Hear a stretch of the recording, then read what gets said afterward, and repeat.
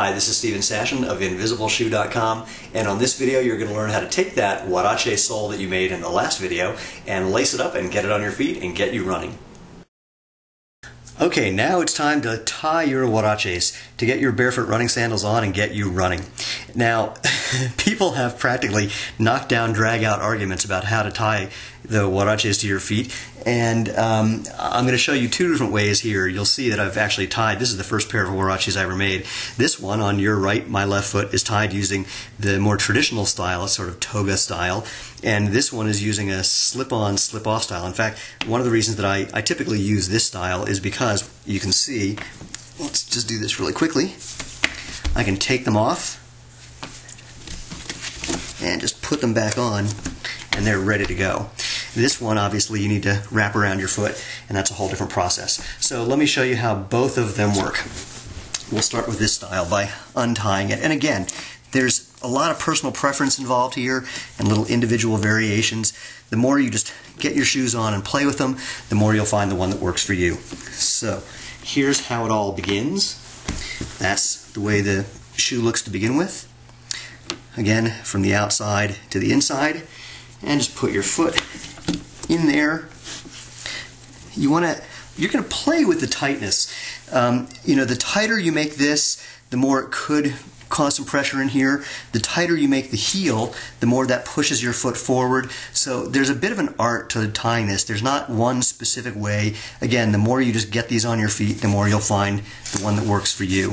So, but you want to have this, snug, not cutting off the circulation, not really tight, but definitely not loose. Same thing with the heel, just adjust that so that the heel is also relatively snug.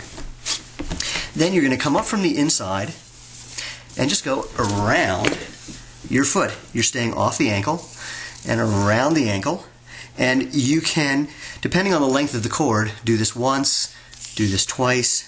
It's up to you. I'm just going to do it once on this shoe. And after you've come around, you're going to put the cord underneath the front and then give it a little tug. That little tug just moves this back towards the middle of your foot. It also just adds a little tension. And I'm actually going to wrap this once more. This is one of those places where, again, people have individual variations. Some people just go from here around to the inside of the foot. I'll show you both. And back.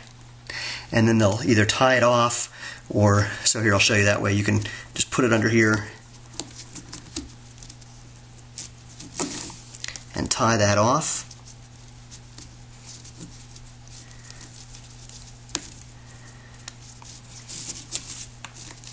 This extra cord, if you know you're going to use this tying method, you can cut that off, or you can thread that through the inside or outside as well.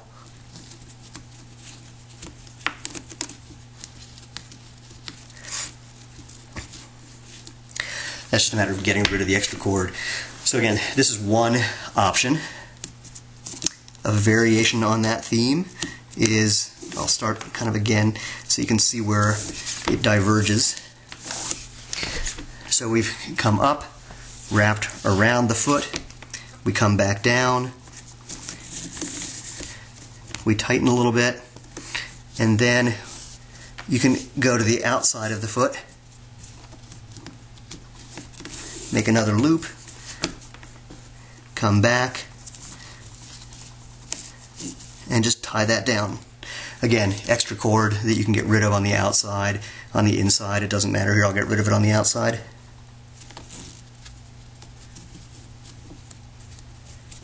This part, don't try to copy what I'm doing exactly, because really, it's just faking it. You're just getting rid of the extra cord, that's all, with a simple little knot. So that's the toga style. Again, stay off the ankle on both sides. You want to keep that nice and free. Okay, let's do the slip-on, slip-off style. Just to show you again, slips off, and let's untie this and start from the very beginning. This one seems a little more complicated. It's actually not very difficult, but again, more importantly, once you do it once, you pretty much don't have to do it again. So we start in the same idea, just slipping the sandal on, having this be not too tight, just, you know, comfortably tight. Same thing with the heel. Okay, so step one. Underneath that string that goes to your feet, and then you're going to pull this back. Now for me, I definitely pull this so that it goes more to the center than just stays across here. That's, again, my preference. The next step is you go back to the inside of the foot and you go underneath the heel string. Then you come underneath the string that was heading towards the front. Let me see if I can show you that a little easier. So you can see that. Makes a little, almost like a little knot right there. Then you're going to come around the heel, and you're going to do essentially the same thing on this outside. You're going to go underneath that top part, then down and back up through underneath the bottom string. Then you're going to be towards the front, and you're going to do the same thing. You're going to come underneath these two strings on top of this string, and from here I go underneath both of the top strings that are from the outside of the foot, and then I'm tying it off with just a little loop. Again, if you know you're going to use this, you can cut off the excess, or take the excess and you can either go to the inside or the outside. It doesn't matter. I'm just going to go to the inside and around the back and up to make a little knot. That's it. So, these are two various ways that you can tie huaraches. I look forward to seeing some video replies with your variations on a theme. Enjoy running!